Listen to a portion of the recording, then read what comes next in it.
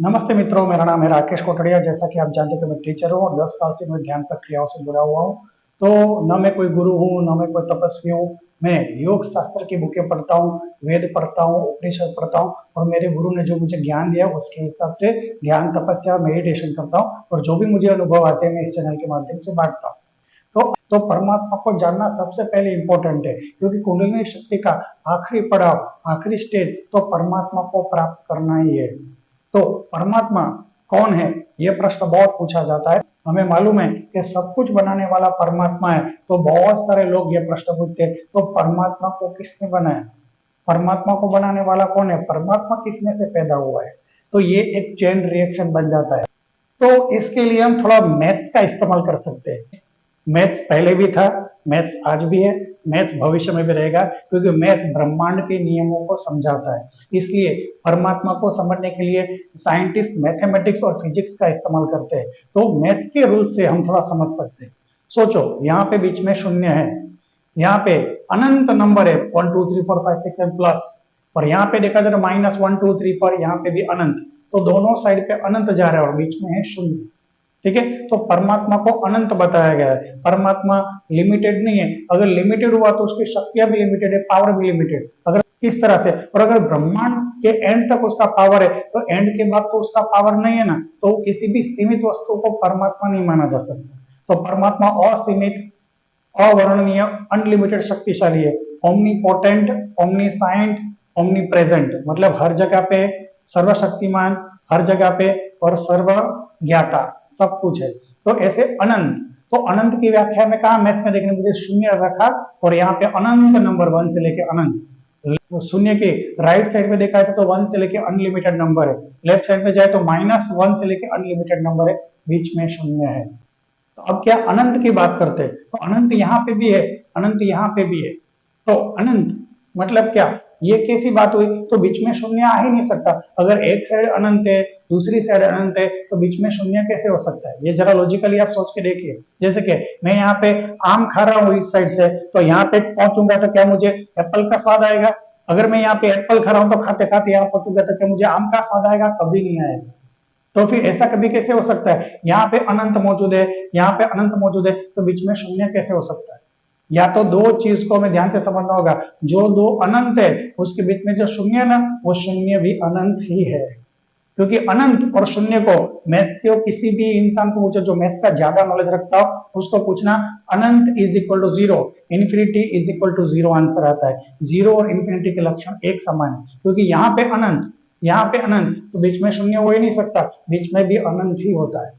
और अगर हम ऐसे कहें कि अगर शून्य बीच में सच में मौजूद है, तो शून्य कहीं पर भी हम रख दे, क्योंकि यहाँ पे शून्य को थोड़ा यहाँ रखे तो यहाँ पे अनंत होगा और वहां से अनंत स्टार्ट होगा। अगर शून्य को थोड़ा आगे खिसका दिया जाए, यहाँ रखा जाए, तो यहाँ माइनस में अनंत होगा, यहाँ प्लस में अनंत होगा, लेकिन अनंत दोनों साइड होगा। तो शून्य की कोई भी लोकेशन पे शून्य रख सकते हैं हम, तो वहां से दोनों साइड अनंत शुरू होता है। तो शून्य अगर कोई भी लोकेशन पे आता है और हर जगह पे अनंत शुरू होता है, तो शून्य को हर जगह पे रखो तो उसकी वैल्यू शून्य ही हुई ना। तो मतलब हर अनंत के हर नंबर शून्य ही है, मतलब आजू बाजू के अनंत है तो बीच में शून्य भी अनंत है। अगर शून्य सच है तो आजू बाजू के दो भी शून्य ही होंगे। तो मैथ्स की भाषा में समझना थोड़ा कठिन था, पर यह समझाना जरूरी था, क्योंकि परमात्मा को अनंत माने तो परमात्मा को शून्य भी मानना पड़ेगा, और अगर परमात्मा को शून्य माने तो परमात्मा को अनंत भी मानना पड़ेगा, क्योंकि अनंत और शून्य के दोनों लक्षण समान होते हैं। मैथ्स को कोई टीचर को, मैथ्स का बहुत जानकार इंसान हो, उसको पूछना infinity is equal to zero, ऐसा मैथ्स में माना गया है। तो इसका आपको एक बताता हूँ, अगर आपने विष्णु सहस्त्र नामावली पढ़ी हो तो परमात्मा के बहुत सारे नाम दिया गया है। ओम विष्णवे नमः, ओम वासुदेवाय नमः, उसमें एक नाम आता है, 1000 नामों में से एक नाम आता है ओम अनंताय नमः, जिसका कोई अंत नहीं, अनंत है। और आगे पढ़ोगे ना तो विश्व में आश्चर्य होगा आपको, उसमें एक नाम ओम शून्याय नमः। तो दोनों नाम परमात्मा के 1000 नामों के अंदर है, एक शून्याय नमः, ओम अनंताय नमः। ओम अनंताय नमः, ओम शून्याय नमः, दोनों नाम परमात्मा के 1000 नामों के अंदर मौजूद है। और अगर वेदों के हिसाब से जाना जाए, सबसे पुरानी बुक जो है वो वेद है। तो वेदों ने भी परमात्मा को नेति नेति कहा है।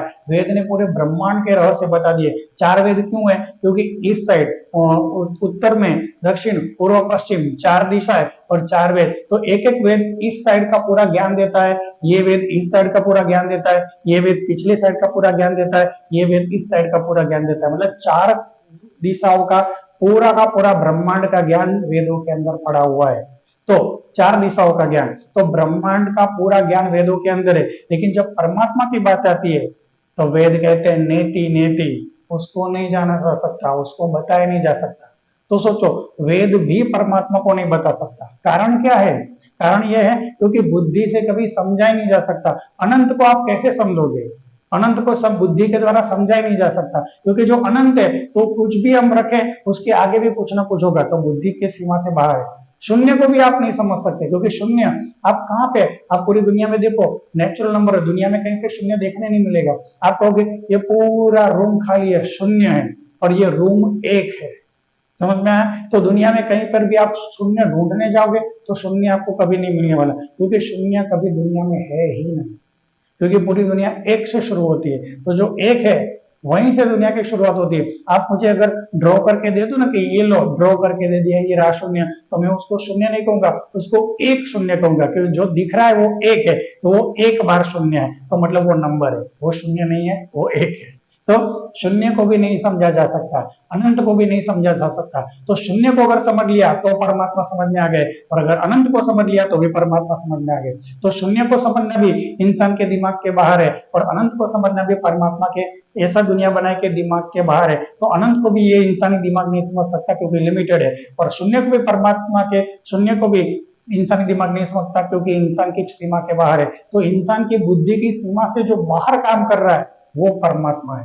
जो कुछ भी इंसान की बुद्धि की सीमा में आ जाता है वो ब्रह्मांड है, और जो इंसान की बुद्धि की सीमा के जो बाहर काम कर रहा है वही परमात्मा। तो कहने का मतलब, बुद्धि से जाना नहीं जा सकता।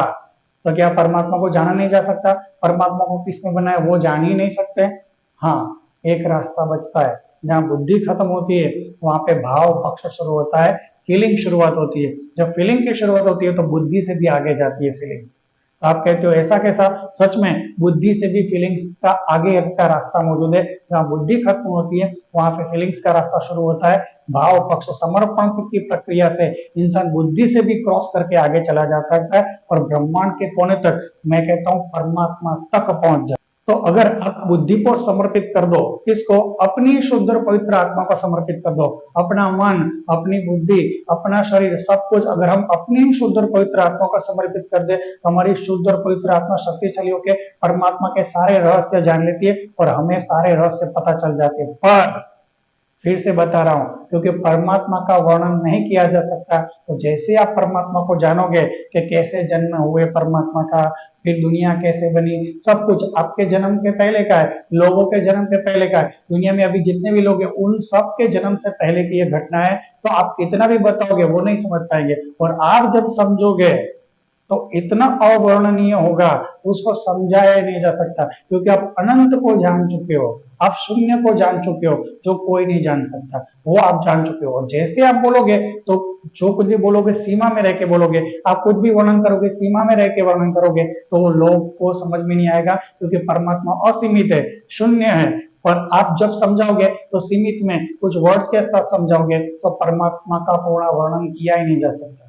तो वेद भी परमात्मा का वर्णन नहीं कर सकते, तो हम इंसान किस तरह से कर सकते? तो साधु संत हमें सिर्फ गाइडेंस दे सकते हैं, हमें सिर्फ इशारा दे सकते हैं। उसके बाद जब हम उनके हिसाब से चलते हैं और करते हैं तो उनको बिल्कुल वही अनुभव होता है जो बुद्ध लोगों को हुआ, जो महावीर को हुआ, जो कबीर को। परमात्मा से इंसान कनेक्ट हो जाता है, वो परमात्मा के साथ कनेक्ट होने की बस फीलिंग 100% परमात्मा से कनेक्ट हुआ होता रहता है। अपनी बुद्धि परमात्मा को समर्पित कर दी होती है, अपनी बुद्धि को, मन को, शरीर को परमात्मा को समर्पित कर दिया होता है, और इतना आनंद में रहता है कि उसकी आनंद को वो समझाना चाहे तो भी नहीं समझा सकता, और समझाएंगे तो कोई समझ नहीं सकता। जैसे गूंगे को जब गुड़ का स्वाद दिया जाता है तो मस्त खाते रहता है, लेकिन कभी भी समझा नहीं सकता। इसी तरह से संतों का, तपस्वियों का, सिद्ध गुरुओं का, तपस्वियों का ऐसा ही होता है। जब परमात्मा के संपर्क में आते हैं तो वेद भी बताते हैं कि समझाया नहीं जा सकता, समझाएंगे तो झूठ हो जाएगा, क्योंकि सीमित आ जाएगा, सीमित आ जाएगा तो सीमित परमात्मा नहीं। तो सिद्ध तपस्वी जब परमात्मा को कनेक्ट हो जाते हैं, परमात्मा को पा लेते हैं, तो हमें इशारों से समझाते हैं, लेकिन पूरी तरह से नहीं समझा सकते, क्योंकि हमें उसको खुद ही समझ। तो हमें एक ही रास्ता बचता है, बुद्धि को समर्पित करके अपनी फीलिंग को टॉप लेवल पे ले जाके परमात्मा से जुड़ने की कोशिश करेंगे, तब परमात्मा ही आपके अंदर डाउनलोड होके, मतलब प्रकट होके अपना सारे रहस्य को डालेंगे। तब ऐसी अवस्था आती है, शिवो हम, वो मैं ही हूँ, अहम ब्रह्मास्मि, मैं ही ब्रह्म हूँ। ऐसे स्थिति सिद्ध साधु लोग अपनी उच्च अवस्था में बोलते। तो दुनिया में बहुत सारे नकली गुरु घूम रहे हैं, तो नकली गुरुओं को हमें नहीं जाना है, हमें अपने जीवन में एक सच्चे तपस्वी, सच्चे संत को ढूंढना है, जो परमात्मा को प्राप्त कर चुका हो, उसके पास जाके रहस्य ढूंढना है। और वो सीधा तो बताएंगे नहीं, क्योंकि परमात्मा को कहा ही नहीं जा सकता, तो वो टेक्निक बताएंगे, वो एक ट्रिक्स बताएंगे, वो एक क्या कहते हैं पद्धति बताएंगे, वो आपको प्रक्रिया बताएंगे, वो आपको साधन बताएंगे। करना आपको है। जैसे उनके गुरु ने उनको बताया तो उन्होंने कर दिया, अपने अंदर परमात्मा को प्रकट कर लिया। इस तरह से बिल्कुल ऐसा ही आपको करना है जो उन्होंने किया है, बिल्कुल शुद्ध भाव से। बुद्धि का तो यहाँ काम ही नहीं है।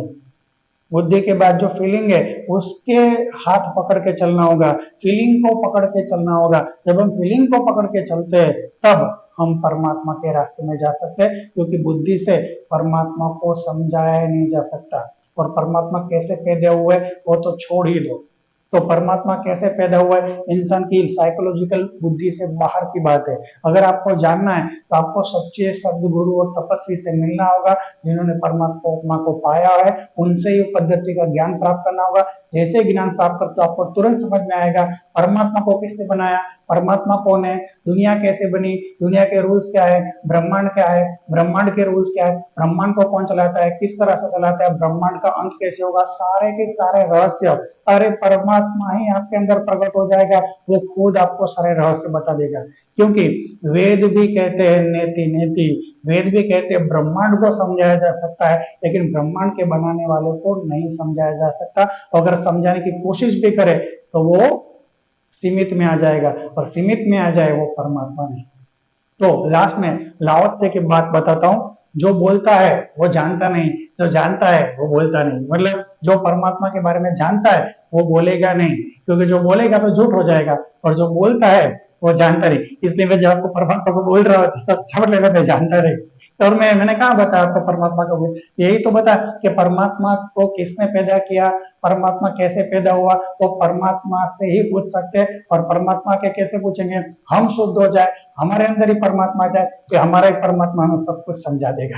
तो यही एक रास्ता है, और कोई रास्ता नहीं। वेद में पढ़ोगे तो भी वहां पे नहीं लिखा हुआ है, और इंसान तो है नहीं जो हमें समझा दे। सिर्फ सच्चे सदगुरु तपस्वी जीवन में आते हैं, वो अगर प्रक्रिया बताते हैं तो हमारे ही अंदर जो उन्होंने प्राप्त किया है वही हम भी अपने अंदर प्राप्त कर ले, तो सारे प्रश्नों के जवाब आ जाते हैं। हाँ, हमारी बुद्धि परमात्मा को जानने के लिए बहुत छोटा सा माध्यम है, बुद्धि से भी ज्यादा फीलिंग है जो परमात्मा के साथ जुड़ सकती है। और सच्चे साधु को कैसे पहचानोगे, साधु भूखा भाव का, धन का भूखा नाही, धन का भूखा जो फिरे तो फिर साधु नाही, ये कबीर जी ने बताया। और परमात्मा भी भाव के भूखे है, और साधु के अंदर भी परमात्मा ही है, तो वो भी भाव का ही भूखा है, फीलिंग का ही भूखा है।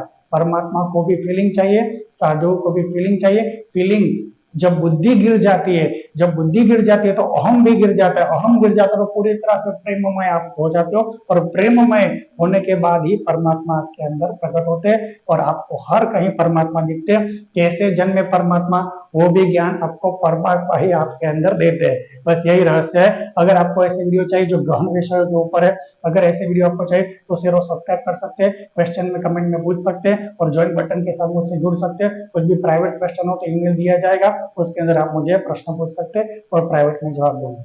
सुनने के लिए थैंक यू। जय गुरुदेव, जय गुरुदेव, जय गुरुदेव।